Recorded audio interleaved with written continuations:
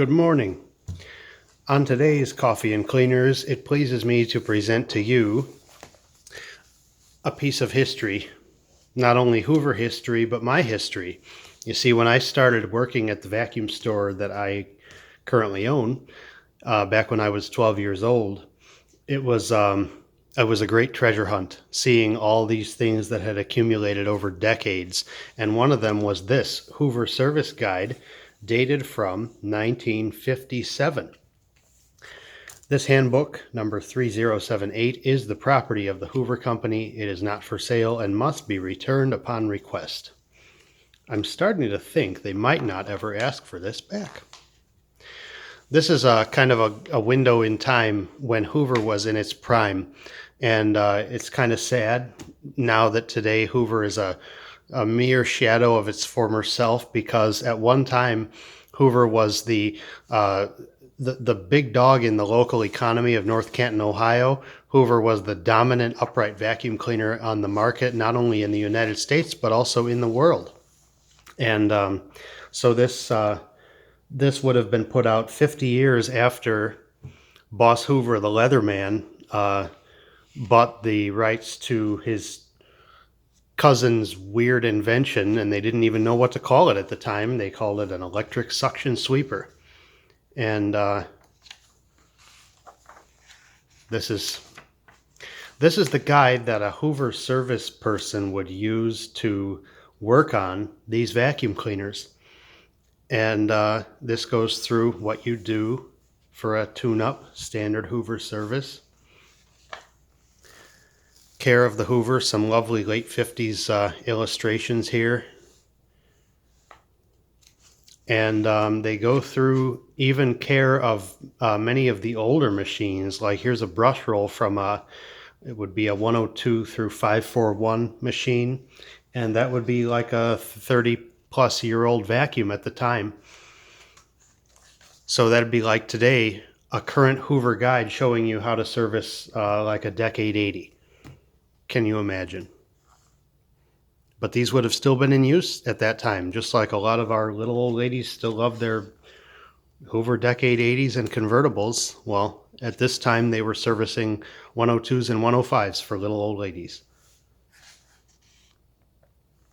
Some lubricating instructions here. All the early machines, you were supposed to oil them once a month. And this was back when telling a homeowner they had to oil something was not a ludicrous request. But we have some troubleshooting. Oh, I just spotted. Rough commutator, smooth surface on lathe. That is old school vacuum repair stuff. For years now, it's just been replace assembly. We replace things as assemblies generally. And even your higher end brands oftentimes won't sell you the little piece. They want to sell you the big thing. And even then, does it make economic sense to spend labor replacing the little tiny piece versus just charging for a whole assembly? It's it has to do with the cost of labor versus the cost of materials, but I think it makes it that much cooler to look back and see how things were once done.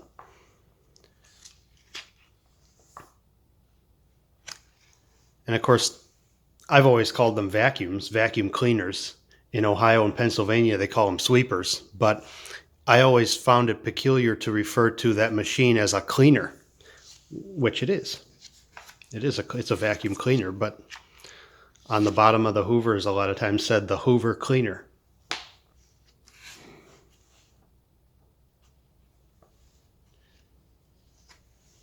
So this shows you how to change the bag support strap, that thing on like not a 700, but like an 800 and 825. Those kind of machines where the spring was concealed and it was just a strap that came out of the handle.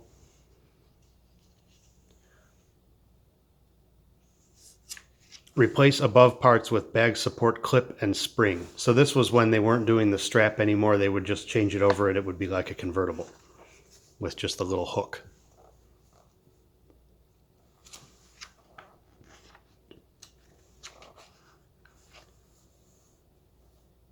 Bag is not intended as a storage place for dirt. It should be emptied after each cleaning. That was even the case with the central vac systems. Like in the 1910s, the capacity was only as much as they thought you would need to vacuum one time.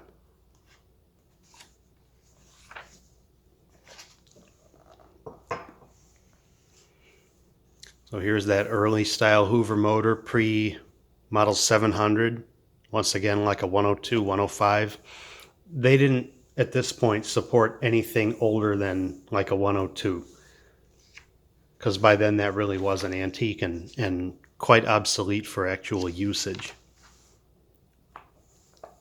102, 105, 541, and 543, which the 543 was the agitator machine if you didn't want to spend the money on a 700. It was a 541 with a 700 type agitator in it. And they found that that little 541 motor just didn't have the guts to turn that agitator really well. So not a common model. But this had an adjustable carbon brush carrier ring that when you undid the screws and twisted it, you could adjust the speed of the motor. Motor speed can be regulated. I don't think they go into like how fast or slow it should be running, so I guess that was sort of a by ear. Make sure that the insulating mica between commutator bars is lower than the bars. It may be necessary to undercut the mica. This is something we just did, Mike and I. His, what was it? I think, yeah, it's a 541, where the thing was sparking and the brushes were clicking, and we took the Dremel with a fine disc on it, and we went through each one. He went through, not me, each one of the commutator bars with a very light touch and just ground that mica down, and now it runs much better. So this is old school electric motor repair stuff like vacuum stores all used to do, but haven't done in decades. I always like this illustration, heating up the field coils on a light bulb. Of course, today we'd probably just hit them with the heat gun carefully. Oh, and this one, testing for bent armature shaft. So you'd have the motor on the bench, turn it on, and hold a pencil up to the shaft. And if the pencil, I think they say oscillates. Yeah, if shaft is bent, pencil will oscillate. A new armature is the only remedy. So they, as much as Hoover was a sales-driven organization, they felt that service was an integral part of sales, and so you were shown how to keep the equipment that you sold running for many years. This is replacing motor bearings, milling lower bearings, and beveling and reaming. So you would put the motor housing together without the armature in place, and you would ream through the set of new bearings so that that armature would run true.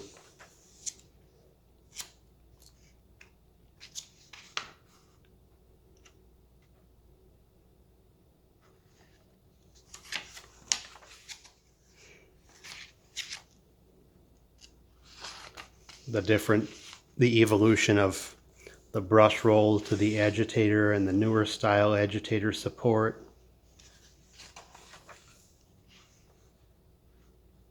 And this even makes reference to the big Hoovers. They called them the hotel Hoovers, the 961, which was a 541 on steroids, and the 972, which was a 700 on steroids.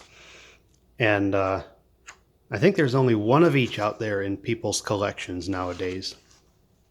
Very, very rare machine.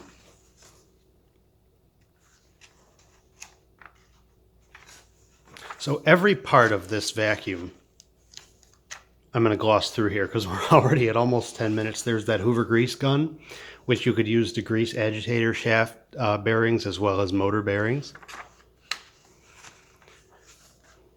And some Hoovers even had ball bearing wheels, like the big commercial ones, so you could grease the wheels. The dustat. This one recommended that these cleaners be returned to the factory for major repairs. Can you imagine nowadays taking a handheld vacuum and returning it to the factory for repairs? You would throw it away and get a new one.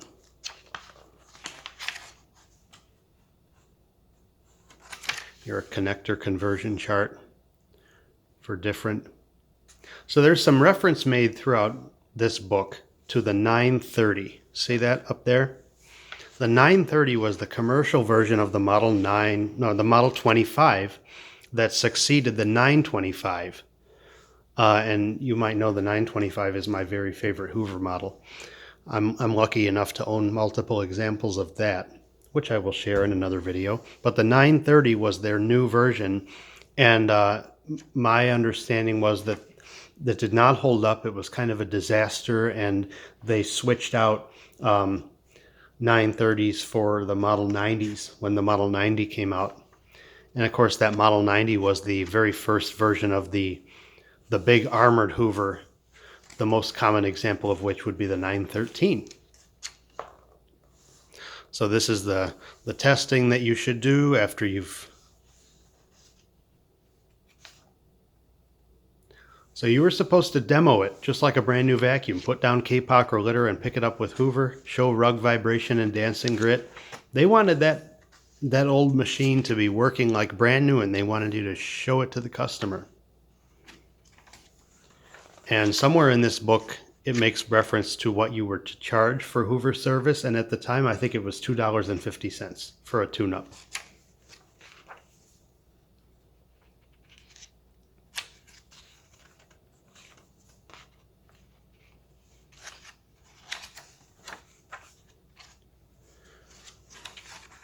Okay, let's skip ahead a bit.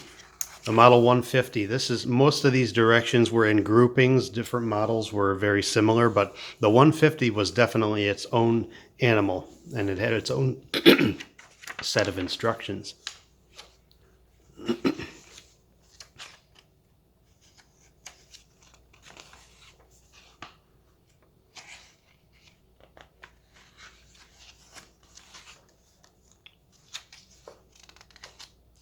They always refer to the headlight as the dirt finder, even though in the original advertising for the first Hoover to have a headlight, the Model 750, they did call it the headlight, Hedlite. And this book is just new enough for the convertible to be in here, but not new enough for any models after the 65.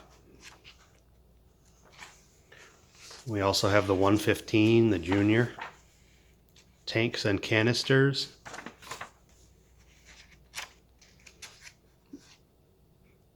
Constellation. I had a Constellation in '84 for a while, and I fought and fought to get that stupid secondary filter back on until Bill, my boss, said, well, just turn the vacuum on and the filter will be held down in place so you can get the spring around it.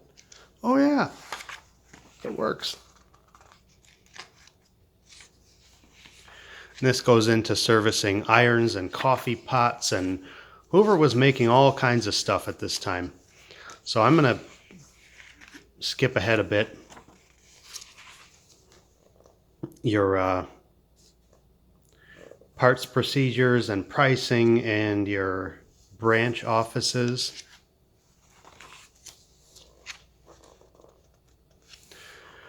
Agitator brushes. Looks like about 75 cents on average. Armatures, around $12 on average.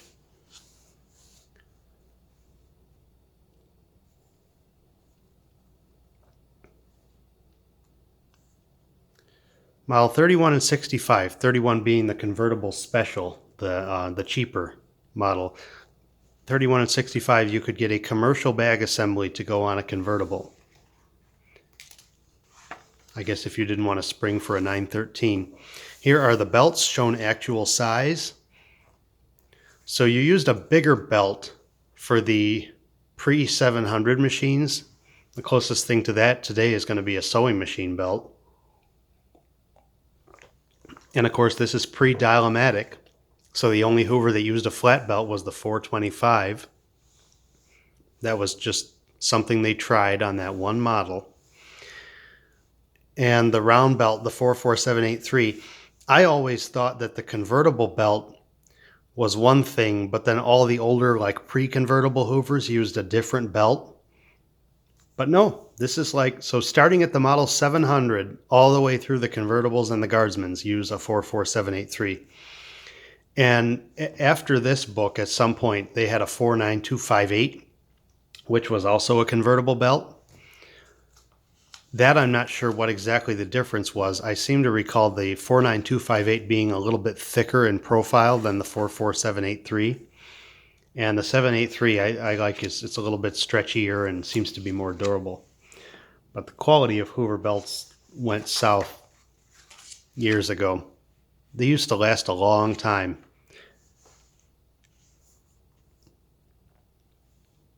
Power cord, heavy duty, 35 feet. So this was before commercial vacuums having a 50-foot cord. And 35 feet was an extra long heavy-duty cord. Most of your upright vacuums had, wasn't even 20. I think it was like a 19-foot. Might have been 21 foot. Cleaning tools.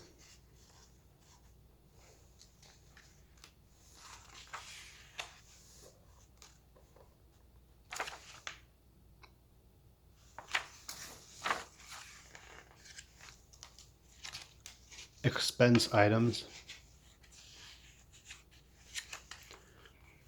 We've pretty well run through our stock at this point, but at one time all the little drawers had, you know, the wave washers and the bearings and the C-clips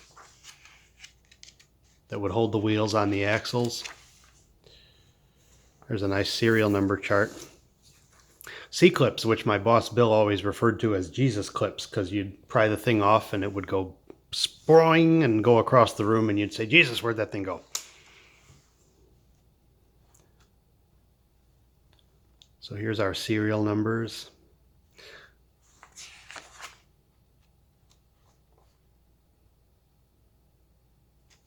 $930. So they made almost as many 930s as they did 925s. And yet the 900 and 925, I've managed to find at least one example each of through long searching and paying dearly. But the 930 is just not out there.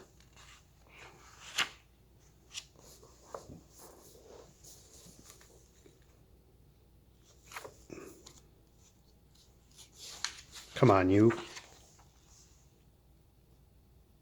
All right, they do not show the 961 or 972, but they do go into some of the early, like the 105.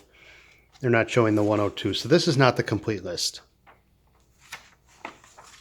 31, so these go into the addenda that you received as a dealer and you inserted into this book. So they gave you the 31 with the foot switch on the handle bail. I always like the 31.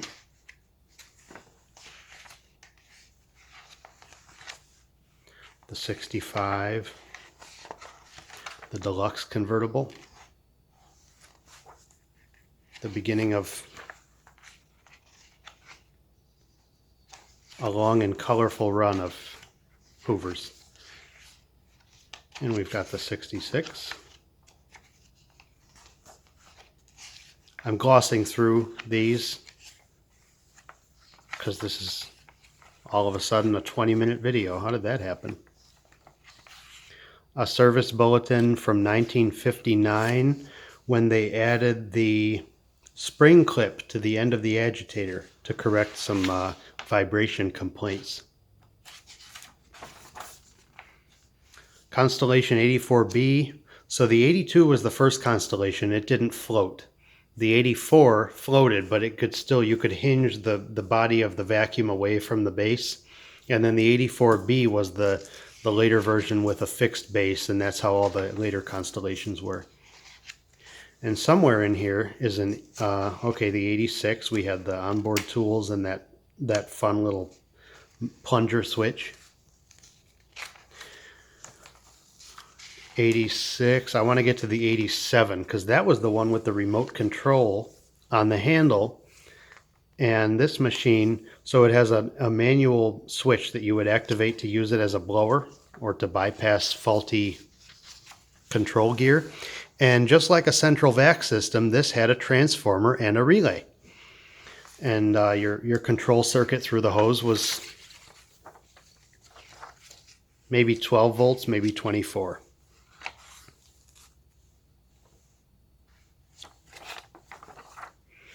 And here is how to fix the 87 electrified hose.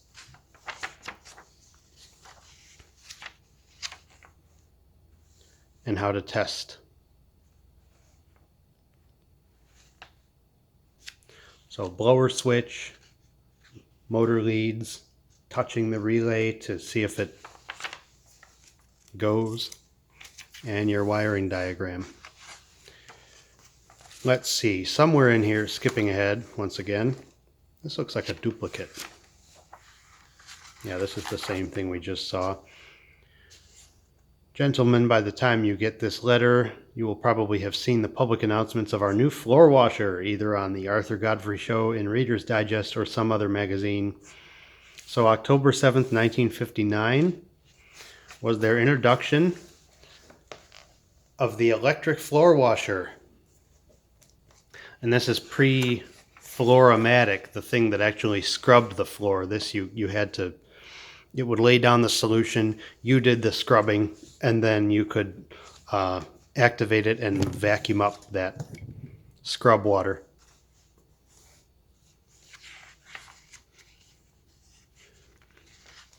And they had the bladder design in the tank.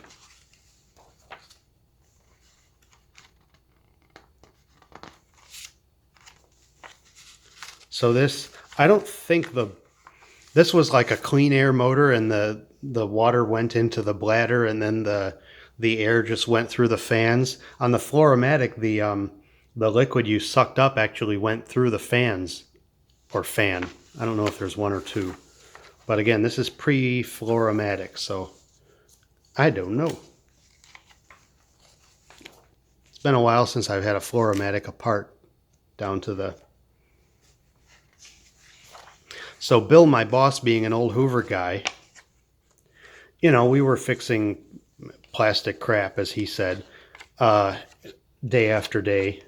But when an old Hoover came in, like a Floor-O-Matic, it was like a switch in him turned on, and he was back to the glory days of fixing stuff like you'd have in this book. And I remember some old lady brought in her Floor-O-Matic, and he opened up this drawer that I had never opened before, and in it was all the bushings and the sprockets and the things. Because on a Floor-O-Matic, you know, in one switch position the brushes were down to scrub, and in the other switch position the motor reversed and the brushes came up, and the fan, which wouldn't suck anything up before, would now move air and suck up the water off the floor. That's a cool machine. I should make a video about the Floor-O-Matics. Here's a Pixie. They took the dustet and they took the nozzle off and they put a hose on it.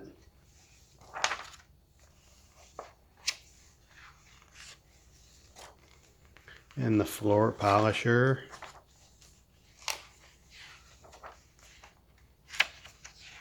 Another service bulletin.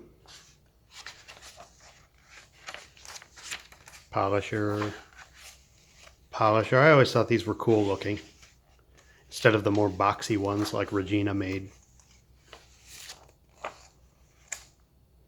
Liquid dispenser.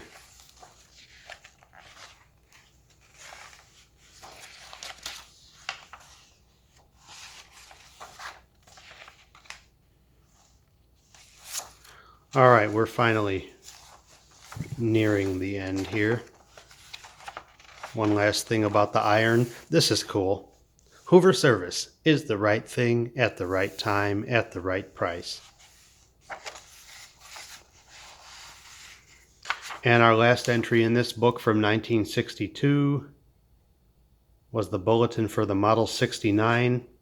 The outer jacket on this cleaner is made of a new material which allows us to double the number of perforations in the bag without loss of strength.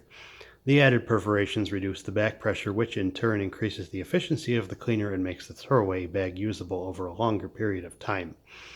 In addition, the outer jacket now has a storage facility to hold spare throwaway bags. And some things about the polisher and the floor washer. And there you have it. So on my lunch break, I used to pick this up or one of a couple other books. I read through this thing. Probably the cover was attached when I first got my hands on this, but I thumbed through this so many times over the years. And this was one of my favorite things, and one of the things that I definitely was going to keep when I acquired this store. And I'm happy to have it and pleased to share it with you today. Thank you for watching.